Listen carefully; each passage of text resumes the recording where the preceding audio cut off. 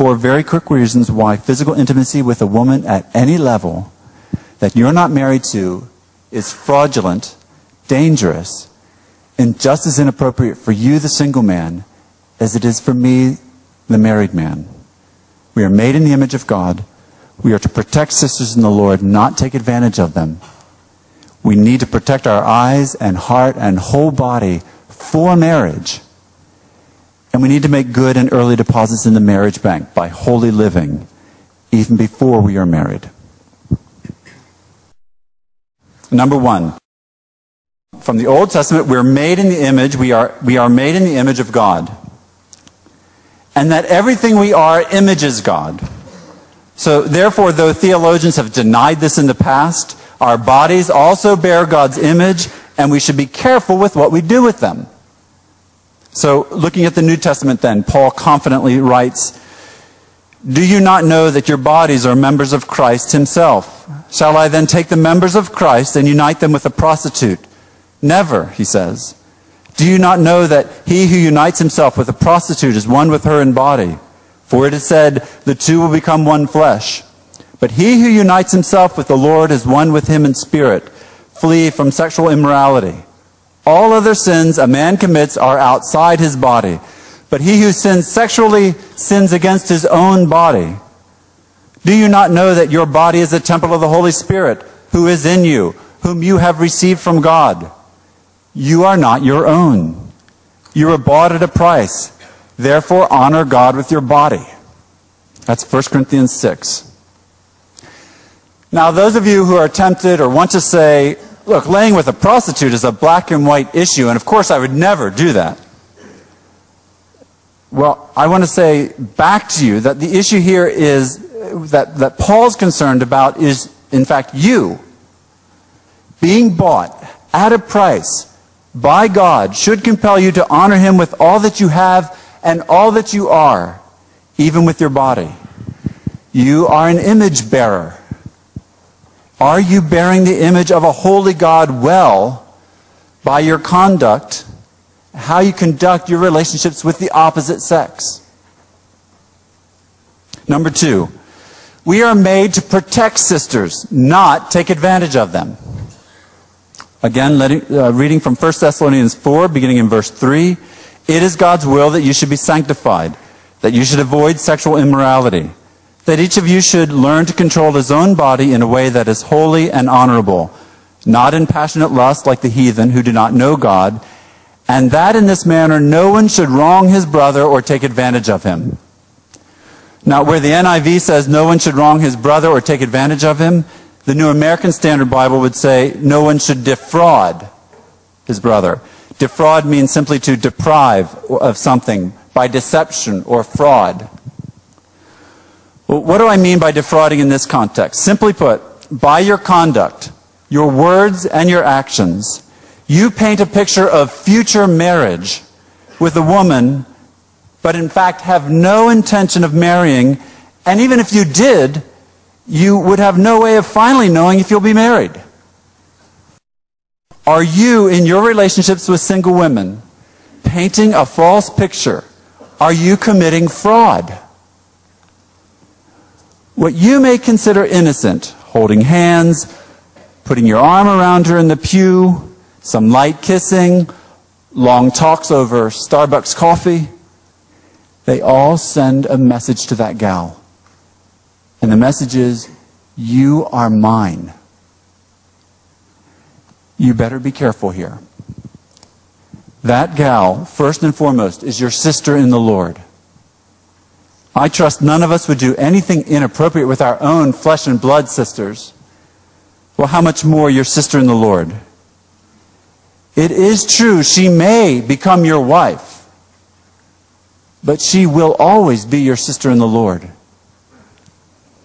And you need to guard her heart, the wellspring of life. We know that from Proverbs 4. You also need to know that in regards to engaging any single woman, that statistically speaking, you are, as a married man, talking to a married woman, and there should be no difference in standards in your conduct with that woman than mine as an already married man. The woman you're talking to is in all probability going to be someone's wife. Maybe yours, but maybe not. You, in all probability, will one day marry. Conduct yourself in such a way that you will feel no embarrassment or shame in the future, not on earth and not in heaven. Verse 7, for God did not call us to be impure, but to live a holy life. Number 3, we need to guard our eyes and guard our hearts and guard our bodies for marriage. We always hear that first part, not the second. For marriage. And you won't know how critical this is until you're married. But trust us old married guys up here and know that it matters what you engage in before marriage.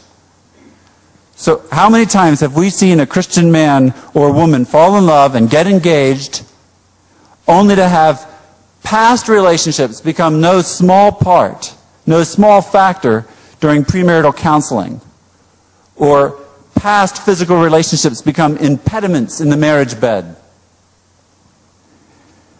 We don't want a brother standing at the altar on his wedding day looking at his beautiful bride only to mentally see behind her men and boys who took advantage of her and robbed her trust and confidence that she now needs to rebuild for her husband.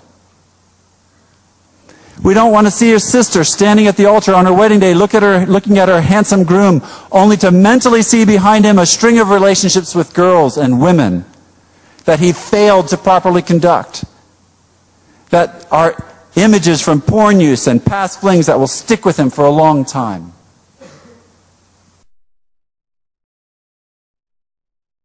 We have a generation with computers, primarily. It's in the movies and in the television too, and it's in the magazines, no doubt. But with the computer access to pornography, the problems, basically what we have, young people, even the ones that are being saved, that are being well saved, that are coming out of these backgrounds, and you have so polluted your minds with images that, you know what, no matter how pure you are right now, no matter how much you're devoted to Christ right now, the fact is you've got images in your mind that they're there. And they'll come back and you know it as well as I do. You'll just be in the middle of anything and bang! Images can shoot into your head. You guys can keep remembering the same things you saw in the past, and it's not things necessarily that you're even doing right now as a Christian. It's things you did when you were lost, things you did when you were dead in sin, and they're coming back now, they're haunting you.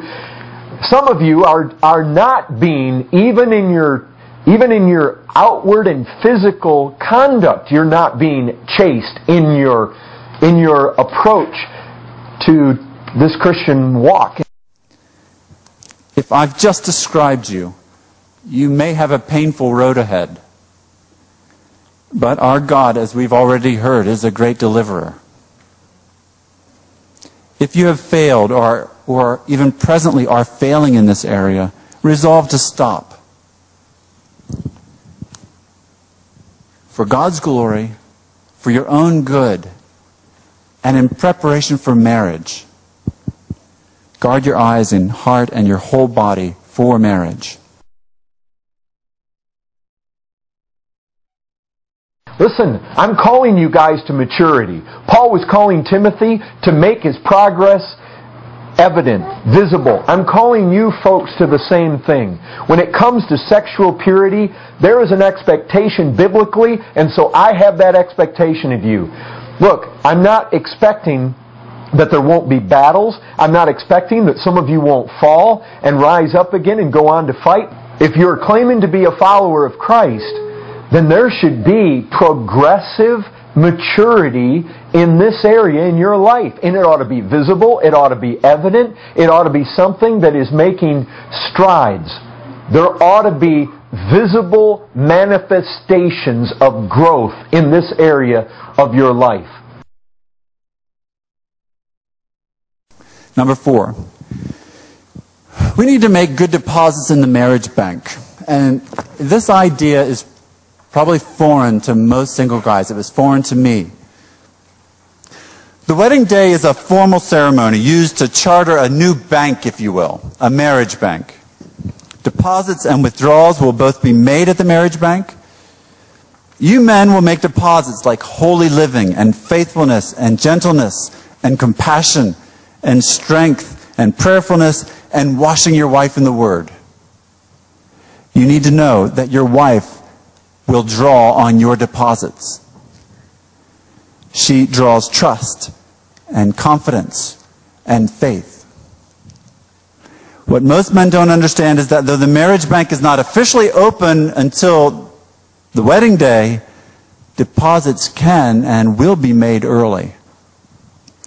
Men, when you are a husband and you go into the workplace among attractive, unbelieving women, will your wife have reason to doubt your fidelity based on your relationships, maybe even with her, prior to marriage? Or have you sown seeds of confidence and trust because you were so careful to protect her emotionally and protect her spiritually and protect her physically? When hard times hit your marriage, as they will always do, will she be able to draw down on those deposits, draw confidence and faith on those deposits that you made? Draw on prayerfulness on the deposits that you made. In short, know that what you do prior to marriage is not inconsequential to what happens in marriage. You will reap what you sow here, brothers. You need to sow well.